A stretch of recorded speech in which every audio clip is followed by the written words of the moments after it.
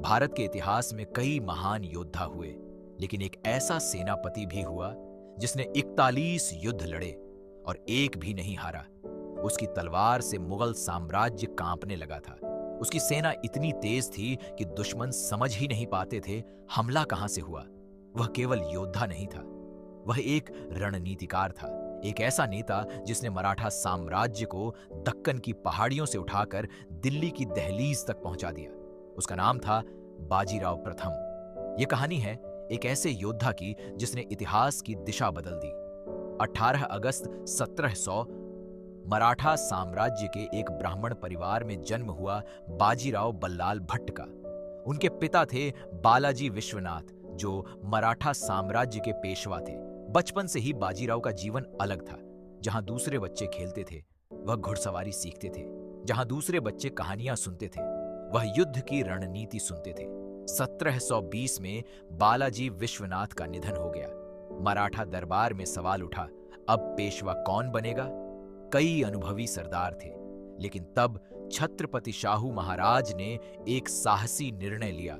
उन्होंने केवल 20 वर्ष के युवा बाजीराव को पेशवा बना दिया। दरबार में कई लोगों को यह निर्णय पसंद नहीं आया। तब बाजीराव ने कहा, मुगल साम्राज्य एक सूखता हुआ वृक्ष है, हमें उसकी जड़ों पर प्रहार करना होगा। बाजीराव की सबसे बड़ी ताकत थी गति। उनकी सेना भारी नहीं थी, वह हल्की घुड़सवार सेना का उपयोग करते थे। उनकी रणनीति तेज हमला, अचानक हमला, दुश्मन को घेरना, रसद काट देना, इस रणनीति को आज लाइटनिंग वॉरफेयर जैसा माना जाता है। सबसे बड़ा खतरा था हैदराबाद का निजाम उल मुल्क आसफ जाह प्रथम निजाम मराठों की बढ़ती शक्ति से डरता था। 1728 में दोनों सेनाएं आमने सामने आईं। यह युद्ध था पालखेड़ का युद्ध। बाजीराव ने सीधी लड़ाई नहीं की, उन्होंने निजाम की सेना को घेर लिया, उसकी रसद रोक दी, पानी की आपूर्ति काट दी। कुछ ही दिनों में मुगल और निजाम की सेना कमजोर पड़ गई। आखिरकार उन्हें समझौता करना पड़ा। यह मराठों की एक बड़ी जीत थी। निजाम की विशाल सेना कमजोर पड़ गई और अंततः निजाम को आत्मसमर्पण करना पड़ा। यह युद्ध इतना अद्भुत था कि आज भी सैन्य अकादमियों में पढ़ाया जाता है। अब बाजीराव का लक्ष्य था दिल्ली। उस समय मुगल सम्राट था मोहम्मद शाह। 1737 में बाजीराव ने एक साहसी योजना बनाई। उन्होंने केवल कुछ हजार घुड़सवार सैनिकों के साथ दिल्ली की ओर तेजी से कूच किया। मराठा सेना इतनी तेज थी कि मुगल सेना तैयार ही नहीं हो पाई। कुछ ही दिनों में मराठा सेना दिल्ली के पास पहुंच गई। यह मुगल साम्राज्य के लिए सबसे बड़ा झटका था। दिल्ली ने पहली बार महसूस किया, मराठा शक्ति अब पूरे भारत में फैल रही है।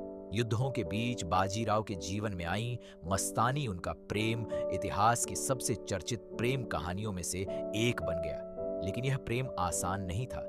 मराठा समाज और दरबार इस संबंध के खिलाफ था। 1740 लगातार युद्धों और अभियानों के बीच बाजीराव की तबीयत बिगड़ने लगी। 28 अप्रैल 1740 नर्मदा नदी के किनारे उन्होंने अंतिम सांस ली। वह केवल 40 वर्ष के थे, लेकिन इन 40 वर्षों में उन्होंने इतिहास बदल दिया। इतिहास में कई सेनापति हुए जिन्होंने बड़े बड़े युद्ध जीते, लेकिन कुछ ही ऐसे होते हैं जो पूरे साम्राज्य की दिशा बदल देते हैं। बाजीराव प्रथम ऐसे ही योद्धा थे।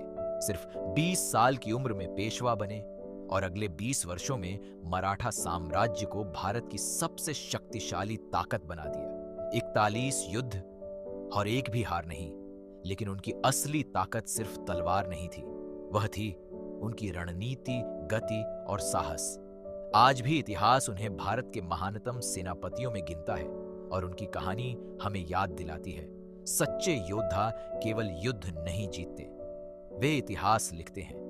अगर आपको यह कहानी पसंद आई हो तो वीडियो को लाइक करें और ऐसे ही ऐतिहासिक डॉक्यूमेंट्री के लिए चैनल को सब्सक्राइब जरूर करें।